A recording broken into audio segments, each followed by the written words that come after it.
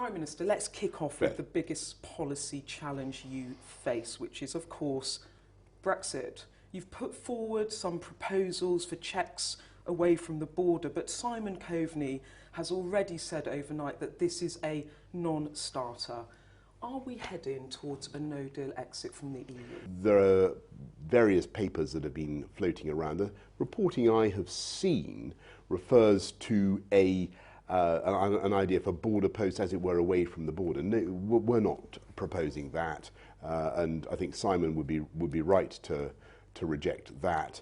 But let's see where we get to. Some customs checks away from the border. What I think you need to do is, clearly, you've got to, the whole of the UK has got to come out of the EU customs union, and if you're going to have Northern Ireland as part of a UK customs union, which is plainly essential, then somehow or other you have to solve the problem of customs checks. Okay. I won't deny that this is the tough bit, Beth. This is the tough bit. This is the tough bit. Can I just say, Theresa May agreed, obviously, and you'll know this very well, in 2017, no hard border. She agreed this with Brussels, with Dublin, or related checks or controls preserving an all-island economy. This is a change of policy, isn't it? Yes, that's right. Just to be clear. And yes, and you're absolutely correct about that. And they hate it.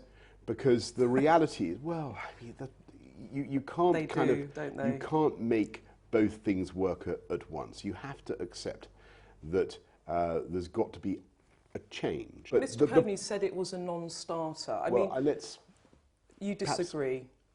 Obviously, I do, but I'm not certain that Simon is referring to what we're proposing, because we haven't yet proposed it. So just quickly, in terms of moving towards a no deal, at the G7 when we spoke, you told me there was a reasonable chance of getting a deal. Do you still feel that now as we go into the crunch point? Yes, I do. I think we're more or less where we were then at Biarritz. I remember our conversation then, and things have actually progressed, and the UK has made quite a big offer, Beth, which I don't think that people perhaps have necessarily appreciated. What we're saying is that we would support alignment between Northern Ireland and Ireland on so-called sanitary and phytosanitary. Well, and I'm not going to get in, I don't want to get into the detail of that, because let's wait to see the proposals. Well, it's one of the things that we have already proposed. There'll be more that we're going to say, but I don't think people, with great respect, I know this sounds complicated, but it's not that complicated. All we're saying is that for the purposes of the Irish market, for the purposes of free movement of cows, of cattle, of agri-foods, of all agricultural and food products, we can treat the island of Ireland as a unit. Well, that's a big concession, because we've got to wait until the proposals come out. What I would like to move on to is, can the public trust you as the Prime Minister to obey the rule of law? I think the public can certainly trust this government, first of all, to obey the rule of law, but also to get done what we say that we're going to do. Look at what I've done since I stood on the steps of Downing Street. Said we're going to hire another 20,000 police officers. The recruitment is underway. I said that we would have 20 new hospital upgrades. We're doing that. In fact, in 10 years' time, as a result of the biggest programme of hospital infrastructure for a generation, there are going to be 40 new hospitals. But I want to talk to you about Brexit. I said that we would be rolling out gigabit broadband, and we're doing that. And we've covered a lot of that in Sky News. You promised to deliver Brexit on October the 31st, but obeying the law also includes the Ben Act, and that requires you to request an extension from the EU by October the 19th, you know it well, unless Parliament has approved a deal or no deal. So help me out, how are you going to do both things? What we're going to do is we're going to work very hard to get a deal. We've been discussing that. I want to get a deal.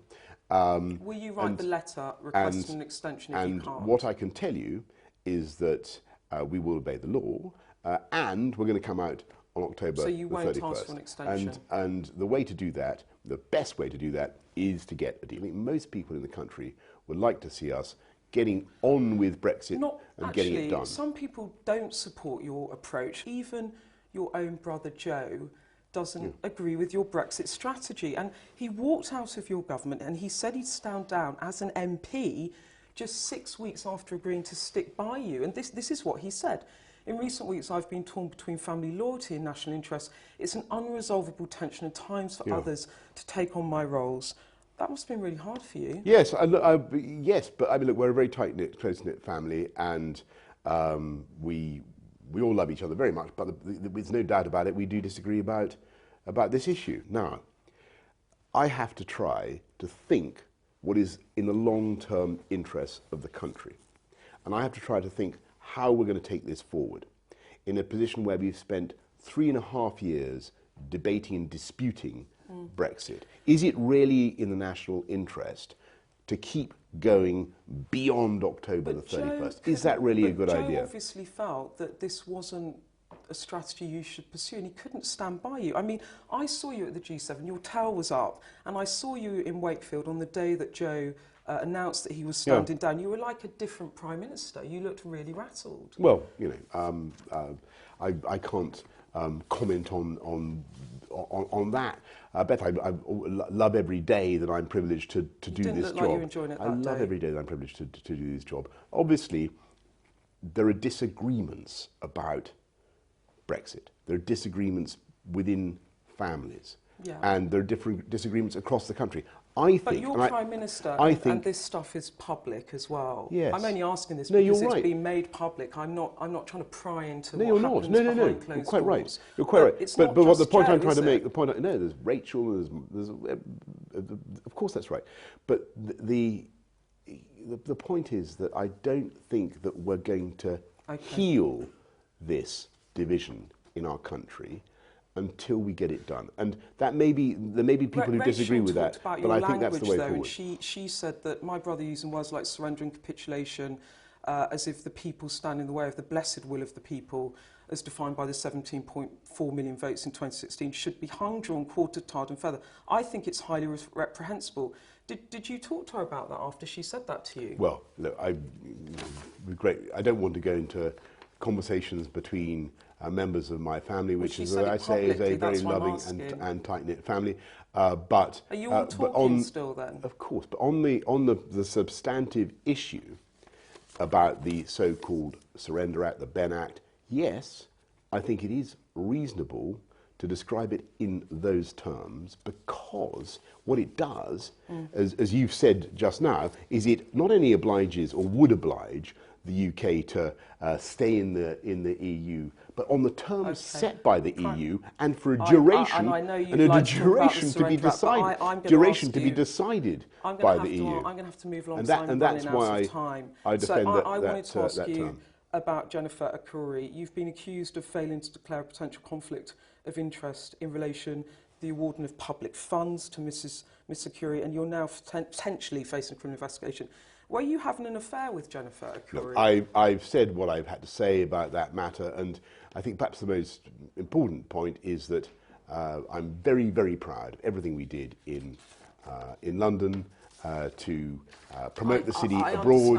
I wouldn't ask on the question you asked, I never comment on that kind of thing, because so you're not denying that you were having an affair with her? The crucial thing is that in terms of promoting London, everything was done with complete propriety. And I may say, I think it is very interesting. It is interesting. I don't want to talk about your private life. It's the issue about whether you misuse public money. That's why I'm Well, I can asking certainly whether you were say there was absolutely there was no question of that at all. These are the accusations made by a former colleague of yours, Charlotte Edwards, that you squeezed her thigh under a table 20 years ago. Is Charlotte lying? Well, look, I don't in any way minimise the importance of these types of allegation or this type of thing, but this is not true, and all I can say is that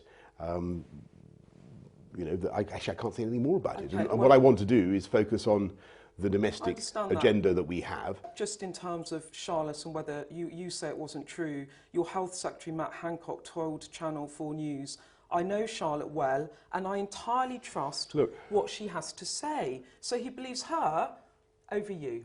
Well, a member of your cabinet.